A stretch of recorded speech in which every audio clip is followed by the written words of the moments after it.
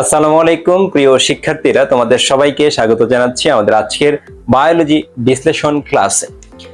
বায়োলজিটাকে যদি একটু সহজভাবে পড়া যায় বা একটা শব্দের উৎপত্তিগত ব্যাখ্যা বা কোথায় থেকে সেটার নামকরণ হলো, কেন নামকরণ হলো, এবং তোমাদের বইতে ম্যাক্সিমাম অনেকগুলা জিনিস আছে যেগুলোর আসলেই কোনো ব্যাখ্যা খুঁজে না পাওয়া গেলেও তোমাকে সেটা পড়তে হবে। তোমার এডমিশন পরীক্ষা বলো আর বোর্ড পরীক্ষা বলো, সেটা মনে রাখতে হবে। অনেক কাজ আছে, সবগুলো তুমি রিলেট করে পড়তে পারলেও এমন কিছু জিনিস আছে যেগুলাকে রিলেট করে পড়া একটু কষ্টসাধ্য হয়ে যায়।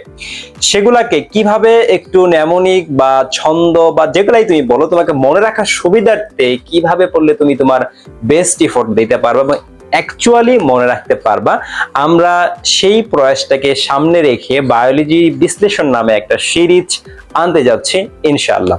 প্রত্যেকটা চ্যাপ্টারের একদম এ টু জেড একটা শব্দ তুমি পড়লা, সেই শব্দটার উৎপত্তিগত ব্যাখ্যা হয়তো তুমি নাই জানতে পারো, কিন্তু সেটাকে আমি সহজ করে দিব তোমাদেরকে। সেটা কেন নামকরণ হলো, কিভাবে হলো, সেটার মিনিংটা কি, সবগুলা তুমি যদি ব্যাখ্যা সহ এক নজরে পড়তে পারো তাহলে আমি মনে করব এটা তোমার কাছে একদম সহজ হয়ে যাবে এবং তুমি তাহলে বায়োলজিটাকে ফিল করতে পারবে। এবং তোমাদের সবচাইতে যেটা কমন সমস্যা, বায়োলজি মনে থাকে না, দুর্বোধ্য লাগে, পড়তে মন চায় না, পড়লেও ভুলে যায়, এই প্রত্যেকটা তোমাদের অভিযোগ অনুযোগের একটা সমাধান আসবে ইনশাআল্লাহ। তাহলে দেখো, আমি তোমাদের এই যে বায়োলজি বিশ্লেষণে আমি প্রত্যেকটা চ্যাপ্টারের কিভাবে সহজভাবে মনে রাখা যায় সেগুলো নিয়ে কিছু ক্লাস তোমাদেরকে দিব। আমরা যদি আজকে চিন্তা করি যে পরিপাক এবং শোষণের কিছু ট্রিক্স নিয়ে তোমাদেরকে আমি ব্যাখ্যা দেওয়ার চেষ্টা করব। পরিপাক এবং শোষণ এই চ্যাপ্টারটা মেডিকেল ভর্তি পরীক্ষা বলো এবং যে কোনো অ্যাডমিশন বলো, এটার জন্য এটা খুবই গুরুত্বপূর্ণ। তো শুরুতেই আমরা দেখো পৌষ্টিক নালীর দৈর্ঘ্য নিয়ে বিভিন্ন রকম সংখ্যাগত তত্ত্ব আছে, বিভিন্ন দৈর্ঘ্য আমাদেরকে মনে রাখতে হয়, তাই না? আমরা যখন পৌষ্টিক নালী পড়তে যাই, পৌষ্টিক নালী যখন আমাদের মুখ ছিদ্র থেকে শুরু করে পাই পর্যন্ত বিস্তৃত, প্রায় 8 থেকে 10 মিটার লম্বা একটা কি নালী রয়েছে। এই নালীর আবার বিভিন্ন জায়গায় বিভিন্ন নাম, প্রত্যেকটার বিভিন্ন রকম নাম আছে, তাই না? ওকে, তাহলে আমরা শুরুতেই এখানে আমাদের একটা দৈর্ঘ্য মনে রাখতে হয়, সেটা হচ্ছে গলবিল, তাই না? গলবিল, গলবিল। ওকে, গলবিলের দৈর্ঘ্য কত? 12.5 সেন্টিমিটার। আমরা এখানে একটা দ্বিগুণের থিওরি শিখবো, ঠিক আছে? তোমাকে এখানে একটা 2 গুণের থিওরি শিখাবো। শুধু ম্যাথ বলতে যে ম্যাথ, বায়োলজিতেও যে ম্যাথ আছে, আজকে তোমাদেরকে একটু দেখাই দিই। হ্যাঁ, তাহলে 2 গুণের থিওরি হচ্ছে, তাহলে গলবিলটা ধরো কত দৈর্ঘ্য? 12.5 সেন্টিমিটার। একে যদি আমরা 2 দ্বারা গুণ করি তাহলে কত পাবো? 2 দ্বারা গুণ করলে ইকুয়াল আমাদের কত আসতেছে? আসতেছে আমাদের 12, 24, 25 সেন্টিমিটার, তাই না?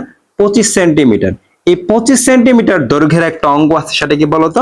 এই 25 সেন্টিমিটার দৈর্ঘ্যের অঙ্কটা হচ্ছে অন্ন নালী, ঠিক আছে? অন্ন নালী।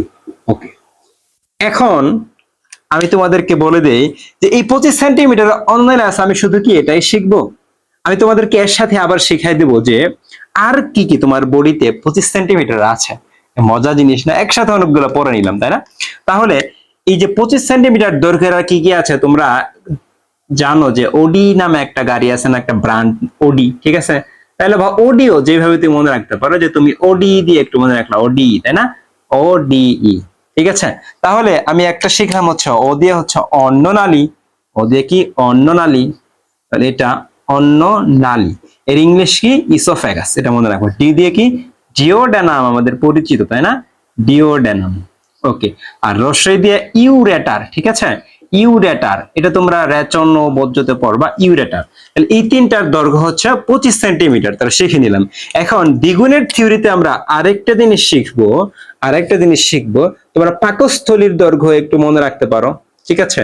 পাকস্থলীর দৈর্ঘ্যটা একটু মনে রাখতে পারো, যে পাকস্থলীর দৈর্ঘ্য কত, প্রস্থ কত। দৈর্ঘ্য আর হচ্ছে প্রস্থ, ঠিক আছে? দেখো তো, আমি একটু প্রস্থ দিয়ে শিখাই তোমাদের।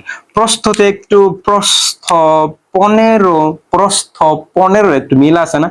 এটা হচ্ছে 15.2 সেন্টিমিটার। তাহলে তোমাকে দ্বিগুণের সূত্র শিখাইছি, এই 15.2 এর সাথে তুমি 2 দ্বারা গুণ করো, 2 গুণন 15.2, তাহলে কত আসতেছে আমাদের? 30.4 বা 30.5 সেন্টিমিটার। তাহলে পাকস্থলীর দৈর্ঘ্য হচ্ছে 30.5 সেন্টিমিটার, প্রস্থ হচ্ছে 15.2 সেন্টিমিটার।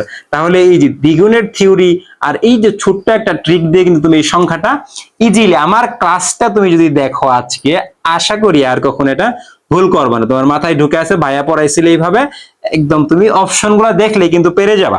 তাহলে এই যে এই সংখ্যাটা তুমি যদি আমার ক্লাসটা দেখে যদি সংখ্যাটা পড়তে যাও, তাহলে তোমার কাছে একদম ইজি মনে হবে যে ভাই বলছিল এটা থেকে এত দ্বিগুণ করে দিলাম, এটা পেয়ে গেলাম। 25 সেন্টিমিটার এগুলা ছিল, আর পাকস্থলী প্রস্থ ছিল, প্রস্থকে 2 দ্বারা গুণ করলাম, দৈর্ঘ্য পেয়ে গেলাম। তাহলে তুমি ইজিলি তুমি এটা তোমার মাথায় ক্যাচ করো। অথচ যে আমার ক্লাসটা দেখে নাই বা যে এই জিনিসটা জানে না, শুরুতে পেজে যখন পড়তে যাবে যে গলবিল 12.5 সেন্টিমিটার, পাকস্থলী, হ্যাঁ ঠিক আছে, শুরুতে একটু মনে রাখলো, বাট পরের পেজ পরে যে আর মাথায় নাই, ঠিক আছে। অথবা কি বোরিং, সংখ্যা কেন পড়বো। এখন কথা হচ্ছে সংখ্যা আসলে মেডিকেল ভর্তি খুবই কমই আসে, কিন্তু তারপরেও এগুলো আসতে দেখা যায় মাঝখানে এগুলো গুরুত্বপূর্ণ যে বিভিন্ন অর্গান যেহেতু এগুলো থেকে মাঝে মাঝে পরীক্ষায় আসে, তো তুমি শিখলে এই জিনিসটা শুধু একটু ট্রিক ওয়াইজ শিখে রাখলে কিন্তু একদম সহজ হয়ে যাবে। আজকে এ পর্যন্তই। নেক্সট আমরা অন্য একটা ট্রিক্স নিয়ে আবার হাজির হবো। আমাদের এই সবগুলা ক্লাস কিন্তু তুমি আমাদের মেডিপ্লান ইউটিউব চ্যানেলে পেয়ে যাবা, সবগুলা প্লেলিস্ট আকারে পেয়ে যাবা। যারা হচ্ছে HSC first year, second year বা অ্যাডমিশন ক্যান্ডিডেট যারাই আছো, তোমরা আমাদের ইউটিউব চ্যানেলটা ভিজিট করলে আমাদের ক্লাসগুলো পেয়ে যাবে ইনশাআল্লাহ। আজকে এ পর্যন্তই, আসসালামু আলাইকুম।